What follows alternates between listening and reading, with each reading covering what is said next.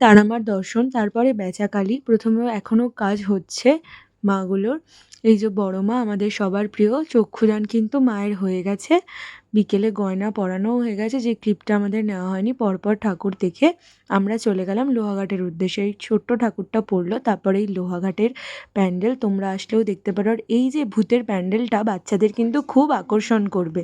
বড় মার দর্শন করবে, অর্থাৎ তোমাদের পিছন দিক থেকে ঢোকানো হবে রোড দিয়ে, তখনই কিন্তু তোমরা এই প্যান্ডেলটা দেখতে পাবে। ভূতের প্যান্ডেলটা দেখার পরে তোমরা কিন্তু একদম সোজা চলে যাবে। সোজা আরেকটা প্যান্ডেল রয়েছে, খুবই দুর্ধর্ষ তার কাজ করেছে।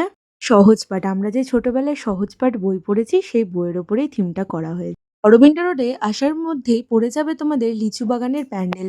এই যে দুর্ধর্ষ মায়ের প্রতিমা, আমরা যখন গেছিলাম এই যে সবাই মিলে ঢাক বাজাচ্ছি।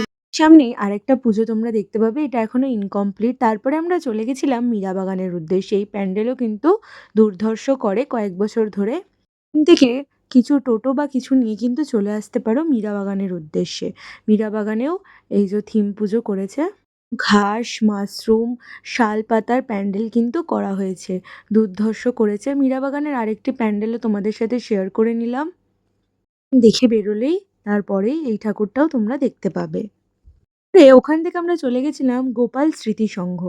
এই কিন্তু আমার অনবদ্য লেগেছে এই প্যান্ডেল, তার কাজ, তার উমা দুর্গা সবাইকে এখানে কিন্তু বন্দি করে রাখা হয়েছে। মানে ওটাই তাদের এবারের ভাবনা আর কি। সমাজে লাঞ্ছিত, অত্যাচারিত প্রভৃতি এখানে তুলে ধরা হয়েছে। তোমরা কিন্তু এটা একবার হলেও দেখতে যেও। এই পূজা মণ্ডপটা একদম অন্যরকম থিম পুজোটা করা হয়েছে এবারে। স্মৃতিসঙ্গ থেকে বেরিয়েই কিন্তু তার পাশেই একটা পুজো হয়, যেখানে গ্রাম্য দৃশ্য তুলে ধরা হয়েছে, সেটাও তোমাদেরকে দেখাচ্ছি। কিন্তু উদ্বোধনও হয়ে গেছে, গোপাল স্মৃতিসঙ্গেরও উদ্বোধন হয়ে গেছে।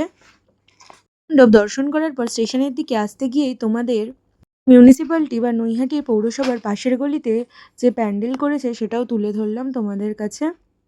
চলে আসবে একদম স্টেশন দিয়ে, একদম সোজা চলে আসবে, 5 মিনিট মতো হাঁটা পথ আছে। এই প্যান্ডেলটাও দেখতে পাবে। এদের 75 বছরের উদযাপনে এবারে কিন্তু দুর্ধর্ষ করে তুলেছে কাজ। আলোকসজ্জা দুর্ধর্ষ করেছে, ভেতরের কাজও সুন্দর। বছর উদযাপন করা হয়েছে এখানে এবারে, এই জন্য দুর্ধর্ষ মায়ের প্রতিমা। এই প্যান্ডেলও কিন্তু উদ্বোধন হয়ে গেছে, তোমরা আসলেই দেখতে পেয়ে যাবে। কাঁঠালপাড়াতে পড়বে এটা, মাতা সেবা সংঘ। আমরা আরও কিছু থিম পুজো তোমাদের সাথে শেয়ার করে নিলাম কালকের মতো।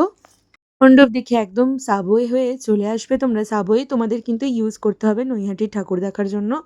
একদম চলে আসবে সাবওয়ে হয়ে, দেখবে সাবওয়েতে ঢুকেই লেখা রয়েছে এক্সিট, তারপরে দেউলপাড়া। এখানে এসেই প্রথমেই আমাদের নৈহাটি রেলওয়ে হকার্স ইউনিয়ন। এখানকার পূজা মণ্ডপ কিন্তু এখনও উদ্বোধন হয়নি, আশা করি আজকে রাত্রের মধ্যে